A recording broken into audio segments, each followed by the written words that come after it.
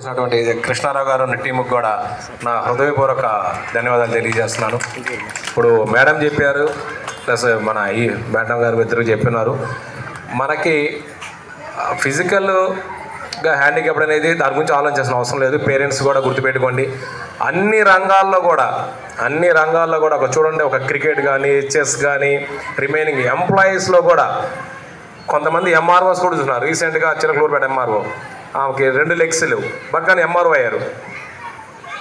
ఆవిడ కనుక నాకు కాళ్ళు లేవు కనుక నాకు ముందే ఆగిపోయి ఉంటే, ఆ తల్లిదండ్రులు కనుక ఎందుకులే మనం చదివించడం అని వదిలేసి ఉంటే ఈ రోజున ఎంఆర్ఓ అయ్యేది కాదు. ఈ ఎంఆర్ఓ అయ్యే మండలంలో అందరితో కూడా సెల్యూట్ చేయించుకుంటున్నారు. దాన్ని బట్టి అర్థం చేసుకోండి. పిల్లల్ని తల్లిదండ్రులే మోటివేట్ చేసి మీరు ముందు నడిపిస్తే నార్మల్ పిల్లలతో ఏ విధంగా అయితే ఉన్నారో 100% వాళ్ళు కూడా అవన్నీ కూడా సక్సెస్ అవుతారు. కాబట్టి అది దృష్టిలో పెట్టుకొని ఏ రోజు కూడా మీరు ఎప్పుడు కూడా బాధపడాల్సిన అవసరం లేదు. ఒకటే, అందరి పిల్లలతో పాటు నా పిల్లలు కూడా రీచ్ అవుతారు అనేది మైండ్లో పెట్టుకొని మీరు ముందుకు వెళ్తే అన్నీ కూడా మీకు పాజిటివ్ వేసే కనబడతాయి.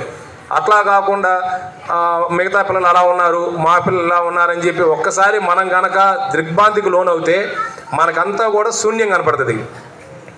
మనం మోటివేట్ చేసుకొని, మన మైండ్ సెట్ మోటివేట్ చేసుకొని ఫస్ట్ ఆఫ్ ఆల్ మనం ముందుకు వెళ్ళగలిగితే మీతో పాటు మీ పిల్లలు 100% వస్తారు. అంతా కూడా మీకు పాజిటివ్ వే కనబడుతుంది. పిల్లలు సక్సెస్ అవుతారు. అదొక్కటి దృష్టిలో పెట్టుకొని తల్లిదండ్రులదే క్రూషియల్ ఇక్కడ. అదేవిధంగా టీచర్స్ కూడా ఇప్పుడు మిగతా పిల్లలకి చెప్పడానికను ఈ పిల్లల్ని తీసుకురావడానికి చాలా స్పెషల్ కేర్ తీసుకోవాలి.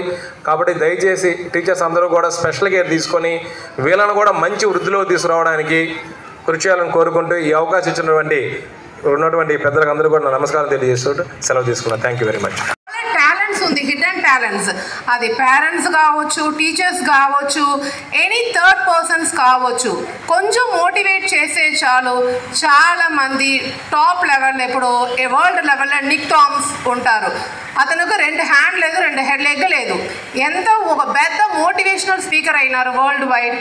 Parents support, third person support, school support, ప్రతి ఒక్కరు మనం వచ్చి వాళ్ళని చూసే బాధపడి కేర్ చేసేది మాత్రం కాదు. మనం ఏం చేయాలో వాళ్ళని రెస్పెక్ట్ చేయాలి. వాళ్ళ సెల్ఫ్ ఎస్టీమ్ ఏంది వాళ్ళని మోటివేట్ చేయాలి. మీరు చేయగలుగుతారు. You are not disabled, you are differently abled. ఇప్పుడు ఎవరైనా మిమ్మల్ని ఏలన చేసినా ఏది చేసినా ఏం చెప్పాలా? Know for my ability, not for my disability. ఏం చెప్పాలా పిల్లలు? Know for my ability, not for my disability. అది మీరు చెప్పినారంటే చెప్పిన వాళ్ళకు ఫస్ట్ నామోషి. ఎందుకంటే మనం వచ్చి ప్రతి ఒక్కరు ఉన్నత స్థాయిలో ఉన్నారని చూసినాం, కానీ దాంట్లో ఎంతోమంది ఫిజికలీ ఛాలెంజ్డ్గా ఉండి కూడా ఆ స్థాయికి వెళ్ళినారు.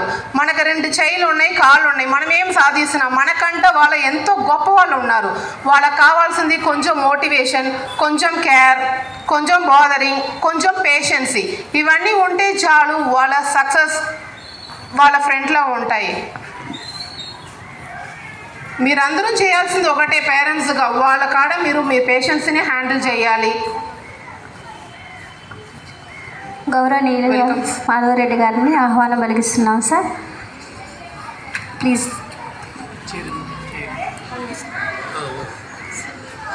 Thank you sir. నేను పేరెంట్స్కి కావచ్చు, టీచర్స్కి కావచ్చు ఒకటే చెప్పుకుంటాను, షార్ట్ అండ్ స్వీట్. మనం వాళ్ళని రెస్పెక్ట్ చేయాలి. వాళ్ళ సెల్ఫ్ ఎస్టీమ్ దెబ్బతకుండా వాళ్ళని మోటివేట్ చేస్తే సక్సెస్ అనేది వాళ్ళ ముందుకు వస్తుంది అనేది నా ఒపీనియన్. మీరు దాన్ని కయ్యాలి. పేషెన్సీ మాత్రం చేసే మామూలు పిల్లల కంటే వాళ్ళ గొప్పతనం బయటపడతాయి. ఎందుకంటే దేవుడు వాళ్ళకి ఒక 6th కాదు 7th సెన్స్ ఇచ్చి ఉన్నారు. అది మనం చూడలేకపోతున్నాం. మనం ప్రతిదీ కంపేర్ చేసుకుంటున్నాం.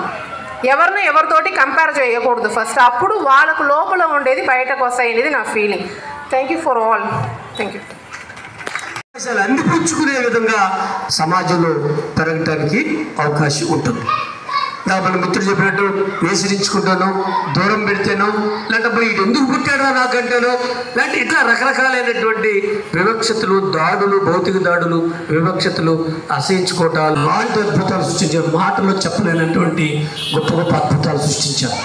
కాబట్టి ఆ బిడ్డలో అలాంటి వాళ్ళలో నా బిడ్డ ఎందుకు కాకూడదు, నా బిడ్డ కూడా అట్లా ఎందుకు ఎద్దకూడదు, నా బిడ్డను కూడా అట్లా ఎందుకు ట్రైనింగ్ చేయకూడదు, నా బిడ్డ కూడా అట్లా ఎందుకు మోటివేట్ కాదు, ప్రయత్నిస్తే, పట్టుదల ఉంటే, ఆలోచన ఉంటే, దానికి ఆచరణ రూపమిస్తే ఖచ్చితంగా నా బిడ్డ కూడా అలా తయారవుతాడు, అలా గొప్పగా ఉంటాడు. వాడు కూడా సమాజంలో భారం కాడు, ఈ సమాజంలో ఒక బాధ్యత కలిగినటువంటి పౌరుడుగా ఉంటాడు అనేటువంటి ఒక ఆలోచన ముఖ్యంగా తల్లిదండ్రులు ఉండాలి. ఆ ప్రోత్సాహం ఆ పిల్లవాడిని బతికేటట్టు చేస్తుంది, జీవితం మీద ఆశ కలిగిస్తుంది. నేను అందరితో పాటు నేను కూడా ఉండాలి అనేటువంటి ఒక మంచి జీవితం మీద ఆశను కలిగించడానికి అవకాశం ఉంటుంది.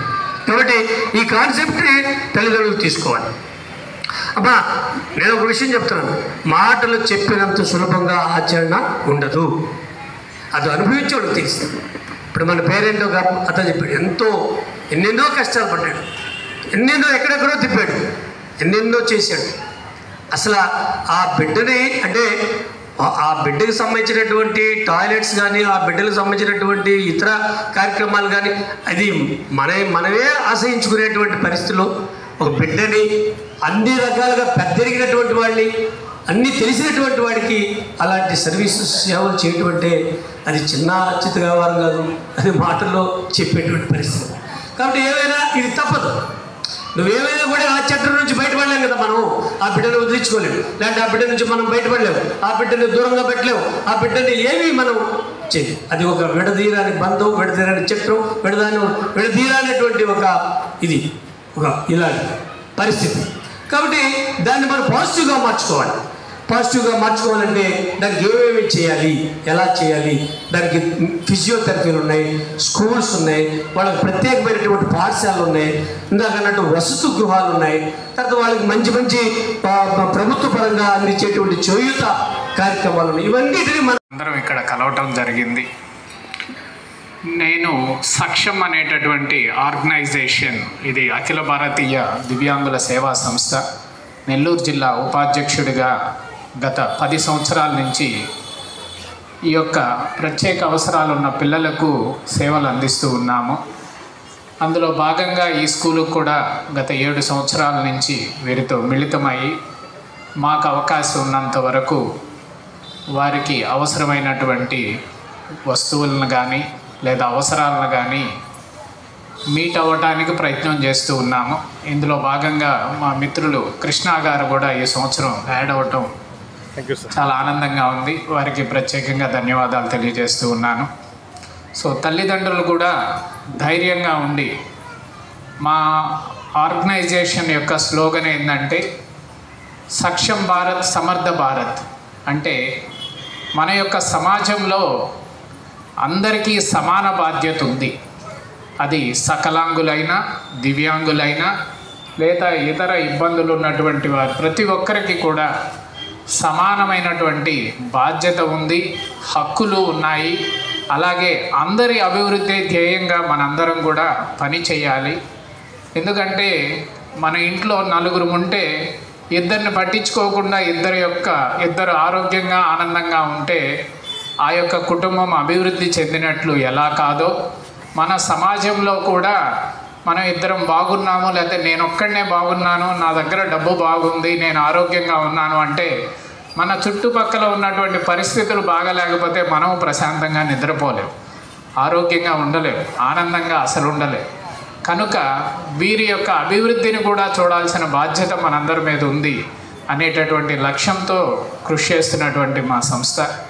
కనుక ముందు కూడా ఈ పిల్లలకి ఎటువంటి అవసరాలున్నా మమతా టీచర్ కానీ, స్వర్ణలత గారు కానీ ఏమి అవసరాన్ని మా దృష్టికి తీసుకొచ్చినా కూడా వారికి ఏర్పాటు చేయడానికి సిద్ధంగా ఉన్నాము. అలాగే వీరి కోసం ఫిజియోథెరపీ గవర్నమెంట్ ద్వారా ఇక్కడ ప్రతి వారం ఒకరోజు జరుగుతుంది.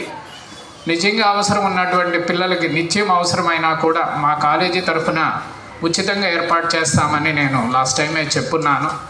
వారు మా క్లినిక్ వద్ద కానీ మేడంని అడిగితే అడ్రస్ ఇస్తారు, అప్రోచ్ అవ్వచ్చు. అలాగే వారికి ఏదన్నా ప్రత్యేకంగా స్టాండింగ్ ఫ్రేమ్స్ కానీ, క్రాలర్స్ లాంటివి కావాలన్నా, వీల్ చైర్స్ కానీ వీటిని ఏర్పాటు చేస్తూ ఉన్నాము. Already last 10 days back special education material కూడా మా సంస్థ ద్వారా ఏర్పాటు చేయడం జరిగింది. సో వీటిని దృష్టిలో పెట్టుకొని వీరి యొక్క అభివృద్ధికి అందరం కలిసి కృషి చేద్దామని, అలాగే భగవంతుని ఆశీస్సులు వారిపై, వారి కుటుంబంపై ఉండాలని. ఎందుకంటే ఎవరు కూడా దాన్ని ఫీల్ అవ్వద్దు, ముఖ్యంగా మాతృమూర్తులు. మీకు ప్రత్యేకమైన శక్తి ఉందనే ఆశయంతో